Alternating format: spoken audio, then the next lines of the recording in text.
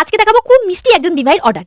যতদূর মনে হচ্ছে পয়লা বৈশাখের জন্যই অর্ডারটা দিয়েছিল। প্রথমে অর্ডার দিয়েছিল একটা পাঞ্জাবি, তারপরে বলে দুটো নেব। তোমাদের অনেকের আমার লিস্টে দেওয়া সাইজ চার্ট দেখে অসুবিধা হচ্ছে, যেমন দিভাইয়েরও হয়েছিল। দেখো এক্স, এক্সএল বা এল এই সবের দিকে দেখো না, দেখো সাইডে কত লেখা আছে, 36, 38 বা 44, 40 এই সবের দিকে দেখো। যা যেমন সাইজ সেটা অর্ডার দিও।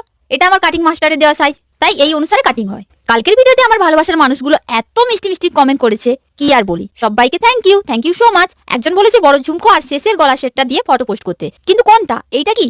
আসলে আমি শাড়ি বা মেকআপ দরকার ছাড়া করি না, আবার ফটো কে তুলে দেবে, তাই শুধু আমি সেলফিই তুলি। মানে এই বিশাল ঝামেলা বলতেই পারো, কিন্তু এটা আমার মাথায় থাকবে, যদি কোনোদিন পড়ি অবশ্যই ফটো দেবো। তোমরা তো ভুলেই গিয়েছো আমি যে খিরাই গিয়েছিলাম, বা সেকেন্ডে স্কুলের ব্লগ, সবকিছুর ভিডিও আছে। তোমরা কিছু বলনি তাই আমি পোস্ট করিনি। নেহা বলেছে ও দি ভাই আমি তোমায় অনেক ভালোবাসি, আমার নাম কি নেবে না?